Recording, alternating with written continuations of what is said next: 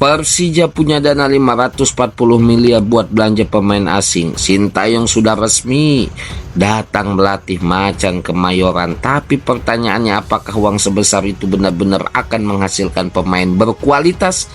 Atau jangan-jangan nasibnya bakal sama seperti kasus Marco Simic?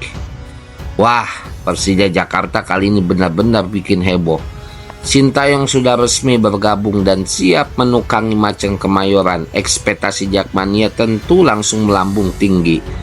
Apalagi muncul kabar bahwa Persija menyiapkan dana fantastis sekitar 540 miliar rupiah untuk belanja pemain asing. Angka yang sangat besar. Kalau benar dikelola dengan baik, tentu Persija bisa mendapatkan pemain-pemain yang berkualitas. Tapi netizen juga tidak lupa dengan sejarah. Dulu Marco Simic sampai membawa persoalan haknya ke FIFA. Kasus itu sempat menjadi sorotan dan menjadi pelajaran penting bagi semua klub profesional. Makanya banyak yang bercanda, pemain asing yang mau datang sekarang mungkin bukan cuma bertanya target juara berapa, tapi juga bertanya kontrak dan pembayaran aman kan?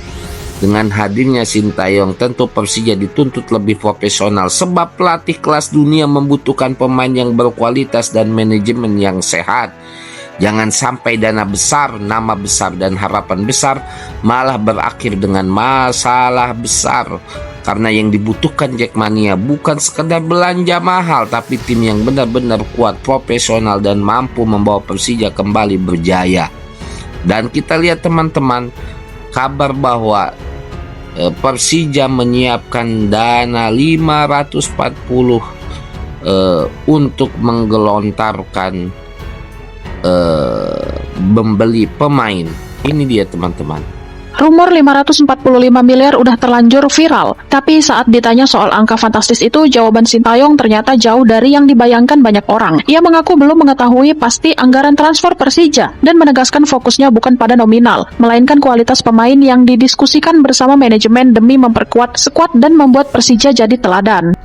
Ya, itulah teman-teman pernyataan daripada Sintayong bahwa beliau ingin mendapatkan pemain yang berkualitas. Ya kalau dianggarkan 540 miliar, ya kalau bisa enggak sekalian aja beli-beli pemain-pemain Eropa. Itu kan anggarannya besar sekali, hampir 1,5 triliun loh. Ya, jadi kalau berbicara berkualitas ya langsung saja ke pemain-pemain Eropa yang sudah levelnya tinggi gitu. Tapi ya itu kan pernyataan daripada Sintayong gitu. Jadi kalau benar anggaran seperti itu ya udah belinya yang besar-besar. Dan kita lihat lagi analisis daripada analisis pesepak bola Indonesia. Ini dia teman-teman beritanya.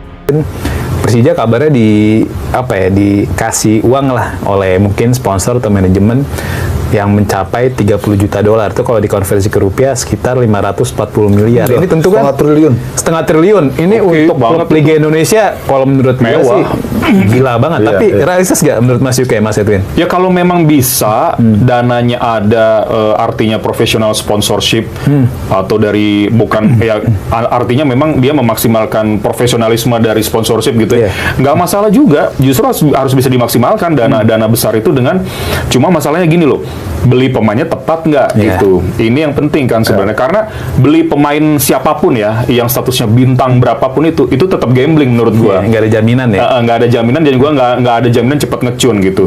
Bintang itu kan susah juga diatur gitu kan. Nah ini sekarang STY sudah fix. Apakah diserahkan ke STY atau ada obrolan dengan manajemen juga untuk combine siapa yang akan masuk gitu. Nah ini yang menarik yang masih mau gua tunggu. Tapi harusnya pasti sesuai selera STY karena kan dia ditarget kan. Musim depan itu ulang tahun Jakarta yang ke 500 dan ditargetkan juara gitu. Sementara yang mau juara pasti kan yang ikut Super League juga. Kalau kita bicara ada 8-9 tim kan juga sekarang persiapannya juga sangat bagus. Persebaya juga lagi gila juga. Iya. Baru datengin pemain baru ya. Iya, Yuran kan, Yuran Fernandes, itu juga pelatih Tavares yang punya pengalaman juara. Pokoknya musim depan menurut gua bakal lebih seru lagi tuh. Iya, angka segitu sih fantastis ya menurut gua ya. Tapi pengalaman kemarin kan Dewa kurang fantastis apa ya, bintang-bintangnya ya, luar biasa ya. Tapi nggak ada jaminan juga, Bin. Betul. Seperti lu bilang tadi kan, jadi angka itu relatif sebenarnya. Tinggal kepintaran dari manajemen aja yang cari pemain-pemain yang tepat gitu. Iya. Misalnya kayak Borneo kan, Konario juga ngomong kita tuh sebenarnya budgetnya pas-pasan, tapi ini dapat pemain-pemain yang bagus kan.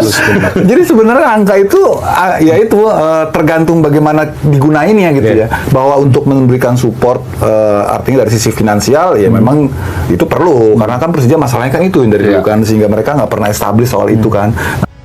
Nah itulah pendapat daripada analisis sepak bola ya, walaupun memang anggarannya 540 miliar atau setengah triliun, kalau memang tidak berkualitas ya buat apa katanya. Karena toh Gubernur Pramono Anung juga ingin mentargetkan tahun depan itu ingin juara karena ke ulang tahun Jakarta yang ke 500 tahun. Target loh, makanya mendatangkan Sintayong. Nah, makanya kalau memang anggarannya benar 540 miliar, ya cari yang berkualitas. Ngapain kalau mahal-mahal tidak berkualitas? Itu kan hambur-hambur uang saja teman-teman, kan gitu kan.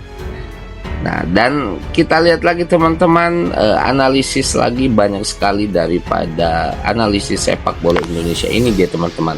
Persija siapkan dana 540 miliar untuk belanja pemain. Ini kan bukan jumlah yang kecil, Bos. Iya, setengah triliun ya. Terus yang saya tadi membaca di media sosial yang tadi juga saya tunjukin Abang, ya ini juga yang memberikan informasi juga adalah akun yang biasa membahas tentang Persija, ya. Yang menulis bahwa Persija sudah menyiapkan dana 540 miliar. Nah, ini nggak tahu nih bener atau enggak nih. Ya kan tadi kan aku tunjukin Abang kan. Sebentar nih aku buka lagi nih, Bang. Ini nggak tahu nih bener atau enggak ini, ya kan? Sebentar. Tuh, ya kan? Setengah triliun. Artinya ada perombakan besar-besaran dong. Ya pastilah Persija kalau untuk finansialnya saya yakin banget nggak bakal kesulitan sebenarnya. Jadi kalau ada orang bilang telat bayar gaji, terus juga nggak krisis finansial, kayaknya nggak mungkin. Karena gimana nggak bisa bayar gaji, gimana krisis finansial kalau didatanginnya pemain-pemain berkelas semua, yang itu nggak murah kan, pasti mahal. Kayak STY juga kan nggak murah, Bang. Iya pastilah. Pasti mahal kan. Pasti mahal. STY digantinya siapa? Iya betul. Oke, dengan sekarang Sintayong masuk dan tadi saya baca Sintayong masuk, Peralta juga pasti kan nggak murah, Bang, dilepas sama Borneo ya kan, apalagi dia lagi bagus-bagusnya kan, bahwa kan nggak mungkin lah kayaknya. Betul. Belum lagi nanti katanya ada kiper lokal yang pernah dipanggil Sintayong untuk membela timnas. ya kan, jadi kayaknya mau mustahil lah. Apalagi Persija juga kontrak-kontrak yang tetap diperpanjang kita nggak tahu siapa aja kan? Ya belum tahu. Dan ya nggak mungkin murah, saya nggak mungkin kecil lah. Apalagi kalau dibilang 500 saya yakin banget sih emang pasti Persija akan nyiapin. Ini manajemen Persija sebetulnya bagaimana ya, budgetnya dipamerin keluar, disebutin tuh 30 juta dolar. Resikonya adalah ketika semua klub tahu budget Persija begitu besar, nanti Persija beli pemain itu mahal. Sama ketika Manchester City, Chelsea, Real Madrid kalau nawar pemain yang tadinya harganya cuma 30 juta misalnya, tiba-tiba naik jadi 100 juta. Apalagi nanti ada bumbu-bumbu dari Fabrizio Romano, itu pemain jadi mahal. Beda sama Persib gitu. Persib itu ya kalem tiba-tiba dapat pemain bagus. Dan Persib jauh lebih mudah mendapatkan pemain karena apa? Gelar 3 kali berturut-turut ini berpengaruh banget. Sama ketika Real Madrid, Bayern Munchen, ya memang punya budget gede, tapi hampir sebagian pemain pengen main di situ. Jadi nunggu kontraknya habis kemudian bergabung ke Persib, bebas transfer. Soal Peralta justru jangan diumpetin, itu kasih tahu aja ke publik. Tapi budgetnya diumpetin, itu untuk ngamanin bagaimana nanti proses terjadi tawar-menawar di saat butuh pemain. Ya kalau begini caranya semua klub udah tahu budgetnya gede, jadi lepas pemain itu atau pemain itu sendiri akan nego gaji itu tinggi.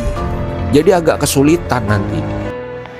Analisis sepak bola dari Jackmania pun tadi berbicara kesalahan daripada manajemen Persija, kenapa terlalu mengumbar anggaran Persija 540 miliar, setengah triliun. Ketika orang-orang mendengar seperti itu saat bursa transfer yang kontraknya belum habis, ketika Persija menginginkan pemain tersebut ya akan dinaikkan lah dengan harganya bursa transfer pemain tersebut. Beda dengan Persib. Nah ini luar biasa, dia respectnya kepada Persib itu memakai taktik lah yang begitu luar biasa, menunggu bursa transfer bebas ya, Beda kalau misalkan masih kontrak. Dan saat ini kan mendengar klub-klub yang lain bahwa Persija mempunyai anggaran yang besar, yang pasti dimahalkan gitu teman-teman. Dan kita masih ingat teman-teman dengan Marco Simic yang dulu sempat gajinya belum dibayar oleh Persija, menggugat persoalan beliau kepada FIFA, dan saat itu FIFA memenangkan kepada Marco Simic. Ini dia teman-teman beritanya. Manajemen Persib itu emang letoy. Kenapa letoy? Kita ambil contoh yang paling nyata, paling simpel deh, paling kelihatan deh. Apa? Kasus Marco Simic di Persija. Berapa tahun kasus Marco Simic itu di Persija? Bahkan seluruh warga Indonesia yang pecinta bola tahu dong kalau Marco Simic ditunggak gaji sama Persija. Apalagi ditambah kasus Rio Matsumura yang juga ditunggak gaji sama Persija. Itu hampir seluruh masyarakat Indonesia pun tahu kan. Tapi kenapa nggak sampai ke FIFA? Nggak sampai kena registration ban? Jawabannya simple, manajemen Persijanya pinter-pinter nutup mulut. Nutup mulut siapa? Nutup mulut si pemainnya, nutup mulut PSSI dan LIB-nya, serta nutup mulut ke FIFA-nya. Apakah Persija kena sanksi registrasi karena Marco Simic? Kan enggak. Bagaimana dengan Rio Matsumura? Enggak. Karena manajemennya pinter-pinter nutup mulut. Bagaimana dengan manajemen Persib? Malah saling lempar tanggung jawab kalau klub melihat. Karena kan kasus FIFA registration ban itu bisa muncul, bisa hadir, bisa terkena ke klub. Itu kan karena pemainnya ngelaporin ke FIFA dong. Kalau pemain nggak ngelaporin ke FIFA, ya FIFA nggak bakalan ngeluarin sanksi kan. Nah artinya baik Marco Simic maupun Rio Matsumura nggak pernah ngelaporin itu ke FIFA. Meskipun Marco Simic pernah ya ngelaporin ke FIFA, dan FIFA Simic menang tuh 7, berapa miliar gitu kan. Tapi kan waktu itu aja. Dan setelah itu meskipun belum kelar urusannya dengan Simic, tapi kan nggak ada lagi laporan dari Simic. Apalagi satu udah klarifikasi, dia sebenarnya nggak mau ngelaporin ini ke FIFA, tapi ditunggu selama 2 tahun gitu kan. Nggak ada nggak ada itikat baik buat nyelesain masalah ini, seolah saling lempar tanggung jawab. Ya udah, karena hak dia sebagai pemain emang terganggu, terancam juga kan. Ya udah, akhirnya melaporkan secara hukum. Dan buat Daisuke Sato nggak salah juga. Yang salah adalah kenapa manajemen Persib selama 2 tahun ini nggak mau ngeberesin hal ini. Cuman itu permasalahannya. Penyerang asal Kroasia Marco Simic resmi memenangkan gugatan terhadap mantan klubnya Persija Jakarta terkait sengketa gaji. Tim Macan Kemayoran divonis FIFA harus membayar kompensasi sebesar 7 miliar rupiah. Simic menggugat Persija karena klub ibu kota ini menunggak pembayaran gajinya selama periode Mei 2020 hingga April 2022. Persija diberikan waktu sampai 45 hari untuk membayar tunggakan ini. Jika tidak, skuad Macan Kemayoran akan dijatuhi sanksi oleh FIFA, di antaranya pelarangan perekrutan pemain hingga maksimum 3 musim ke depan. Simic yang kini bermain di Liga Serbia bersama FK Radniki sukses mengemas 98 gol dan menyabat 4 trofi selama 4,5 tahun membela tim Macan Kemayoran. Sebuah catatan hebat yang membuatnya kerap dirindukan para Jackmania. Dan juga teman-teman, banyak daripada The Jackmania yang saking dia ingin sekali Persija menang menjuarai Liga BRI, Liga Indonesia.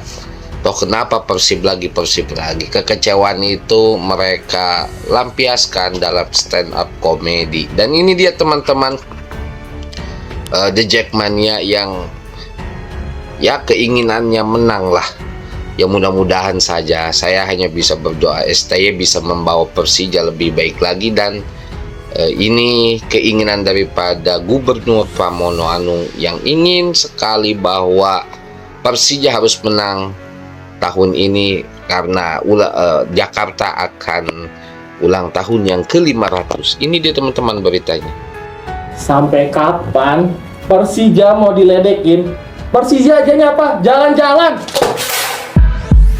Malu anjir. Rival juara 3 kali, punya stadion sendiri, dikelola 30 tahun. Wah, musim ini gue rasa Persija goblok. Dari pemilihan pemain Brazil. Gue nggak tahu nih agennya yang bawa siapa, scoutingnya dari mana gitu ya.